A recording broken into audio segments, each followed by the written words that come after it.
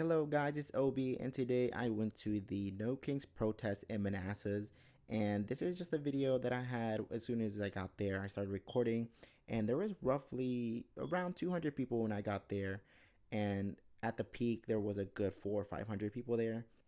I hope you guys enjoyed this video. I did get to interview quite a bit of people. I did unfortunately have a corruption file happen on my new audio system that I'm using, so I don't have as much content as I wish I had, but I hope you guys do enjoy the few good interviews that I got out of here. So enjoy this video, like, comment, subscribe. Thank you. Bear with me as I'm doing these voiceovers. And this situation, we had a tent where they had the Democratic nominees on little flyers here, so I decided to grab the Abigail Spanberger one, who I am very supportive of. So don't forget to vote. They had this beautiful Latinos for Spanberger, which I proudly and happily grabbed, and I just walked around the area reminding people to go out and vote, and yeah, holding up that sign.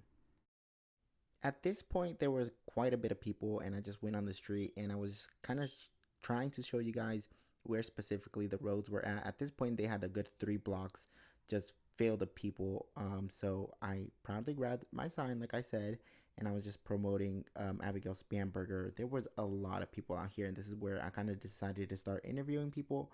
And like I said, I did have a file corrupt, so unfortunately I don't have that many interviews. I think I have maybe 2 or 3 that I'm going to show just right after this clip. But yeah, that was me. Like the fit, it was really nice, a little NASA sweater that I found last week, and those were the candidates for specifically Manassas. So here I'm about to go into the interviews, and this lady had a really nice sign. She didn't want to be recorded, so I respected that. And then after this, yeah, as you can see, it really started getting riled up, and I decided to start going towards people and ask them some questions. So enjoy these little few interviews I got. Don't forget to like, comment, subscribe. I love you guys. Thank you. Bye bye. Okay, I'm here with this amazing sign right here, no ice. What is your name?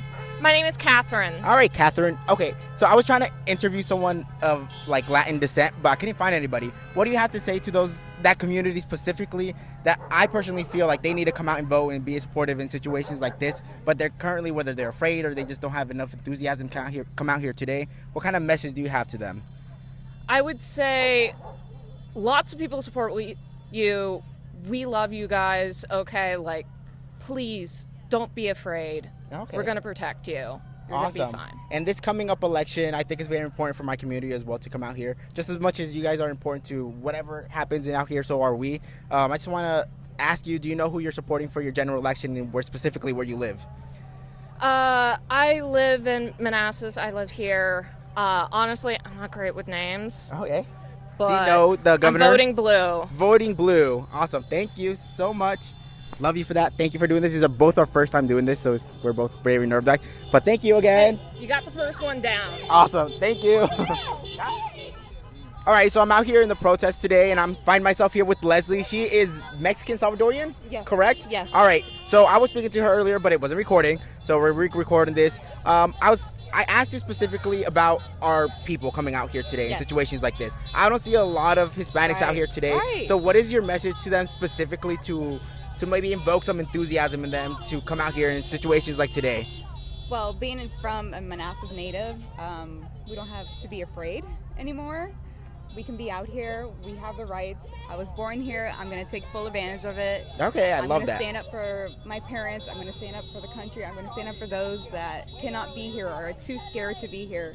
We do not have to be scared anymore. We can use our voice. Yes, don't be scared at all. I was born in that hospital right down the street, and there's a lot of us out here. There's a lot of Latinos out here, and I might run in the future. I'm not sure yet, but a lot of the reason why I'm kind of iffy on deciding to run is because our people don't come out to vote. What do you have to say to those specifically, maybe even in Manassas, where we can have the ability, just like you and I, to vote? We're first generations, but a lot of us don't. What's your specific message to those who don't vote or are not registered to vote at the moment?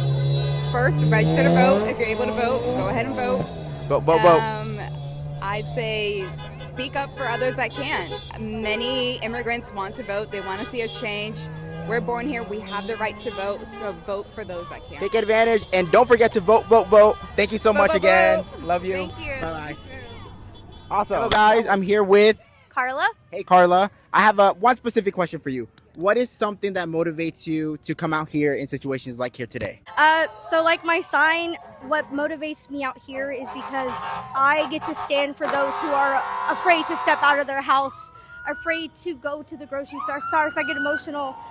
For those who, try to go and, they're sick, they can't even take their kids to the healthcare without, possibly getting, Okay. no, it's just the fact that I don't have that fear. Currently, our people are very scared. I don't see a lot of us out here today, and I think that is part has to do with it. So, what do you have to say specifically to our community in order to come out, not only to come out here and protest, but to come out and vote? Oh, that's a really good question. That is, isn't it? Change is gonna happen if you make the change. That's Okay. it. Like you have to go out there and make the change, be motivated to do so. It's not gonna just happen on its own. We the people mean something and we stand behind it, and we should continue to stand behind it. Awesome. Thank you so much. You heard it here first. Get the heck out here and protest and go out and vote. Thank you. I really hope you guys enjoy this video. This brings me so much life. You guys have no idea. Politically speaking, I'm very political. I love having conversations with people on both sides of the spectrum. I'm a very populist, but I'm also very conservative, and I voted for Trump. And now that I kind of have a better perspective of what he's doing and everything, would I do it again? Probably not, but it's not a no. And the reason is because the people that the Democratic Party are putting up for us to vote is absolutely absurd. I would never vote for Joe Biden again. Just to give you guys a good idea of my politics, I've campaigned and was very involved in both Bernie Sanders' run for president, and he had it essentially in the bag the second time around. So the fact that he lost to Joe Biden was nothing but an inside job. And I regret the vote for Joe Biden hardly. And all I'm saying is, people, it doesn't matter what side of the spectrum you're from, whether you're right, whether you're left, whether you're populist, whether you're conservative, whether you're this, whether you're that. All it matters is that you have good morals. And right now we're in a position where I think a lot of people are coming to the agreement that it's more of us than them, and them is the 1%. Them is the 1% taking in 40% of every single penny that's made in the world. That is absolutely insane. So yeah, let's make a change. As you can see, it really riles me up. Let's make a change. Go out and vote. Bring out your people to advocate for things that you support. I know a big conversation right now is, where does abortion fall? Do we accept abortions up to the third trimester? Do we accept something more like what European countries do, which I believe is 20 weeks? Let's really have those conversations. It's no longer about the blame game. We blame politicians, period, because it doesn't matter what side of the spectrum you're on. They're basically on the same side. It's us versus them, the rich versus, I wouldn't say necessarily the poor, but the ultra rich versus us. So yes, I hope you guys like this video. Like, comment, subscribe, and see you guys on the next one, which hopefully, since it's so close to election season, it's something else political. If you enjoyed this video, please share it, please like it. I love you guys. Bye.